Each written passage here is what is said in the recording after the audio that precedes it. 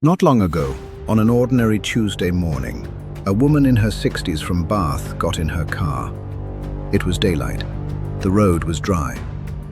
She was driving east, back toward home, on a stretch of road she had almost certainly driven before.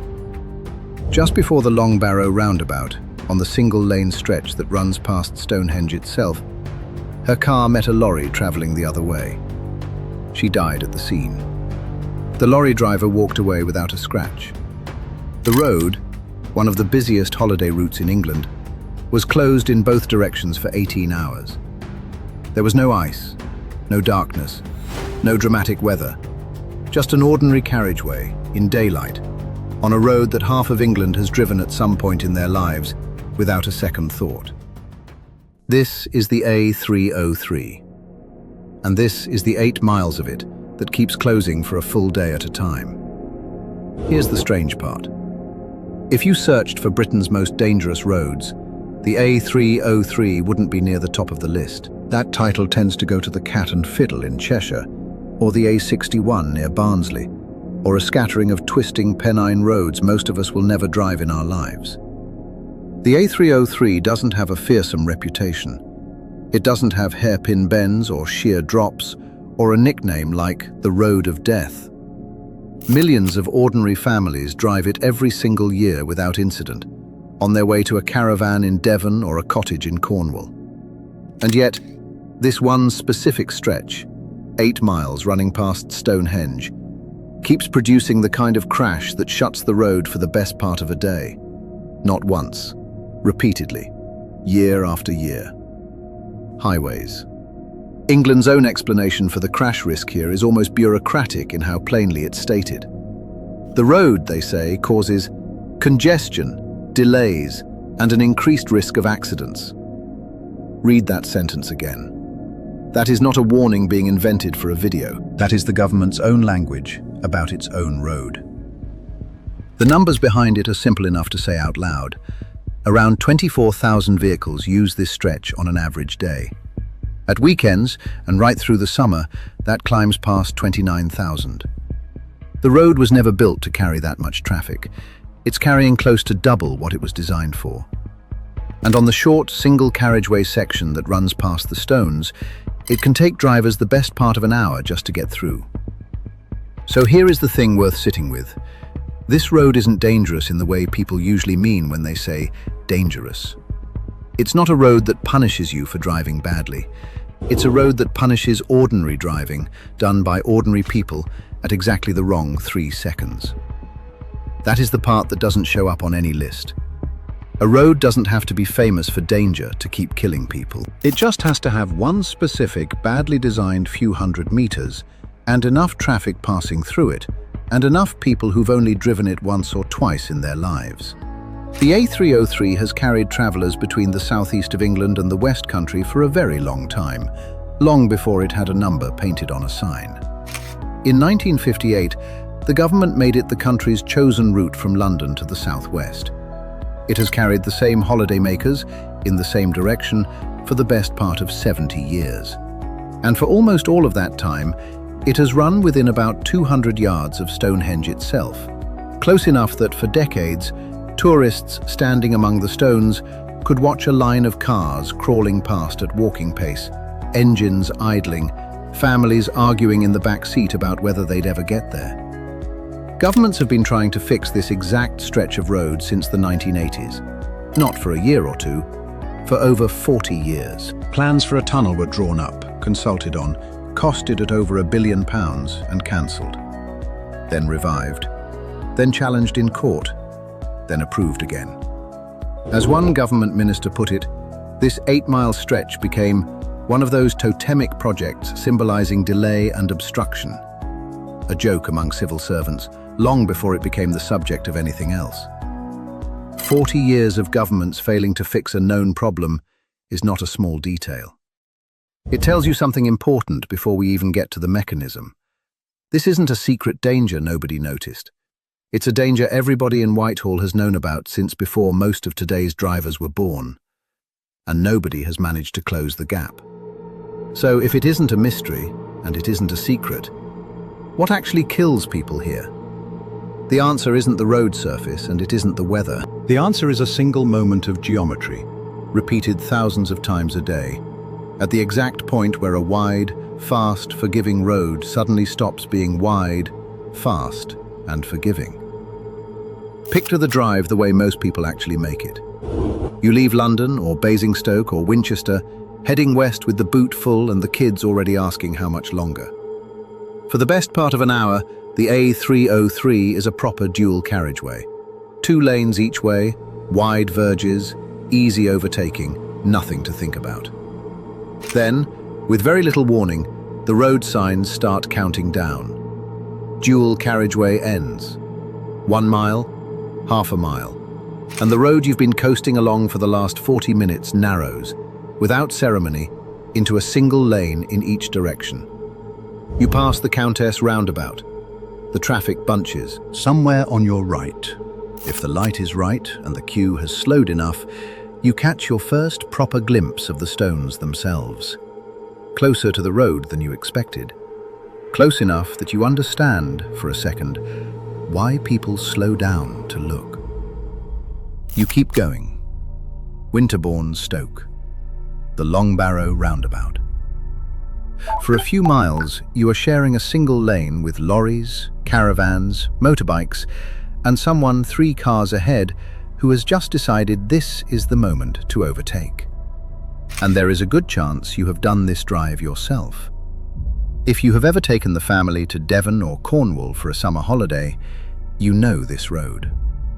You know the particular boredom of the M3, the relief of finally turning onto the 303, and the slow creep of frustration as the dual carriageway narrows and the queue forms, right when you thought the hard part of the journey was over. That feeling, the itch to get past the caravan in front, to make up the 20 minutes you've lost sitting in traffic, is not impatience. It is the first ingredient in almost every serious crash on this stretch of road. If you've made this exact drive and never once thought about why that particular stretch always seems to be the one holding everyone up, that's exactly the kind of thing this channel exists to dig into.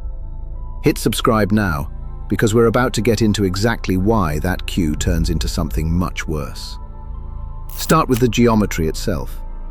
For the best part of an hour, this road has trained you to think of overtaking as easy. Pull out, accelerate, tuck back in, no oncoming traffic to worry about. Then, without any change in how the road feels under your hands, that assumption becomes fatal. A driver who overtakes here the way they've been overtaking safely since Andover is suddenly doing it with a lorry coming the other way at speed, on a road with far less room for error than the one they just left. Then add the traffic itself. Remember the numbers. This road is carrying close to double the traffic it was built for. That means longer queues, more caravans, more people boxed in behind something slow with nowhere to go. And more traffic on a single carriageway doesn't just mean more delay. It means more of exactly the kind of overtake that kills. The rushed one, squeezed into a gap that looked bigger than it was because the driver behind has been stuck at 40 miles an hour for the last 10 minutes and has run out of patience. Then there's the monument itself. Stonehenge sits close enough to this road that it has become, unintentionally, one of the most dangerous tourist attractions in the country. Not because of anything that happens inside the site, but because of what happens on the tarmac beside it. Drivers slow down. Drivers glance right. Some pull out their phones for a photograph while doing 60 miles an hour on a road with no hard shoulder. The exact point where the road demands your full attention is the exact point the landscape is asking for it too. And then there's who's actually on the road. Half the traffic here is people who drive this stretch once or twice a year, on their way to a holiday, unfamiliar with exactly where it narrows, exactly where the roundabouts come, exactly how fast the queue can stop. The other half is lorry drivers and locals who drive it constantly, who know the road so well they've stopped treating it with any caution at all. Put a driver who's never seen this bottleneck next to a driver who drives it every single day and has long since stopped being careful, and you have 2 completely different mental models of the same 300 meters of tarmac, sharing the same lane at the same time. None of this on its own sounds like much. A bit of impatience, a bit of rubbernecking, a driver who's grown too comfortable. But stack all four together at the same short stretch, thousands of times a day, and eventually the maths does what maths always does when you run it enough times. Go back to that Tuesday morning. The woman from Bath wasn't drunk. She wasn't speeding, as far as anyone has said. She was simply on that single carriageway stretch at the wrong moment, when a lorry was coming the other way. Wiltshire police closed the road for 18 hours while their serious collision investigation team worked the scene. Traffic diverted for miles in every direction. And by the next morning, most of the country had no idea it had happened at all. She isn't an isolated case. In November 2025, a 25-year-old woman named Jade Anthony from Buckingham was caught up in a multi-vehicle collision on this same stretch of the A303 near Amesbury. She was taken to hospital with life-threatening injuries and later died. 2 other people were hurt. The road, again, was shut in both directions. This is worth being honest about. These are recent events involving real families who are still grieving. We're not naming them for shock value. Wiltshire police released these details themselves in their own public statements because they wanted witnesses to come forward.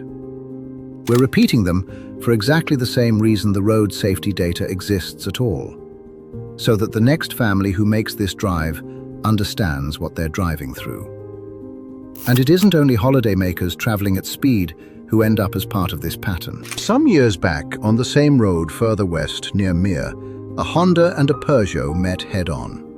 The man in the passenger seat of the Peugeot, 73 years old, died at the scene. His wife, the driver, was seriously hurt. In the other car, 2 teenagers were injured too.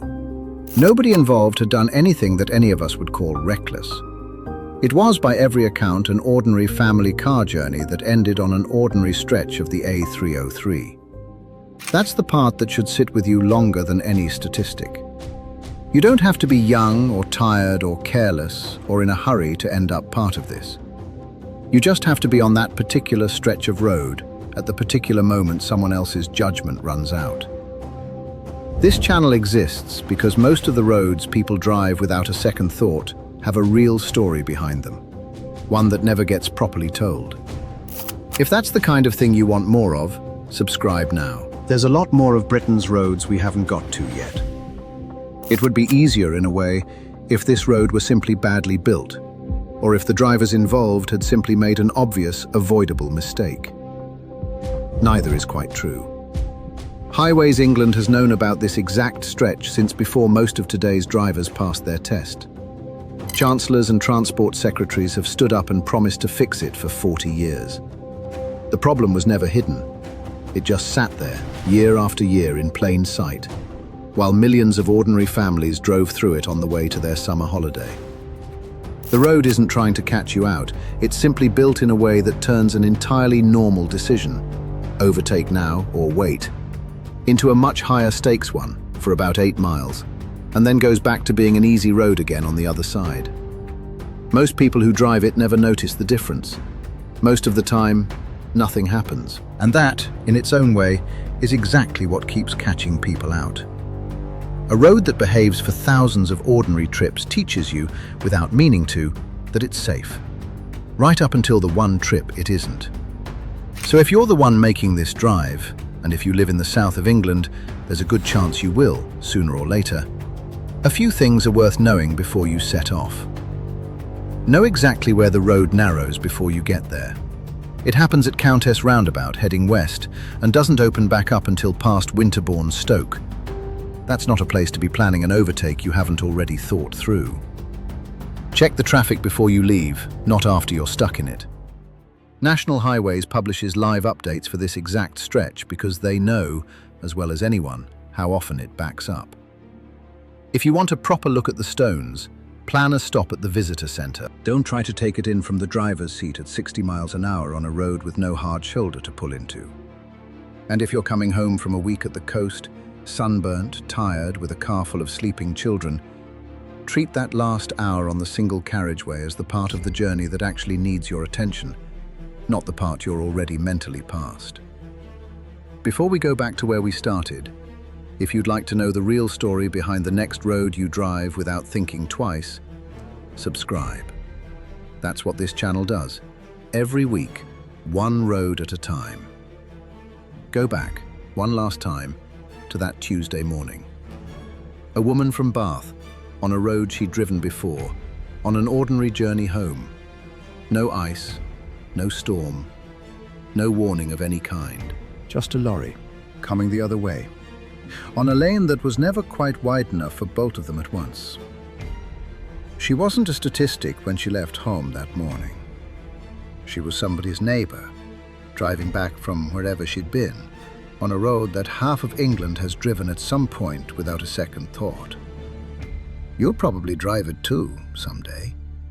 Maybe you already have, and it will feel like nothing at all. That's exactly what it felt like for her, right up until it didn't.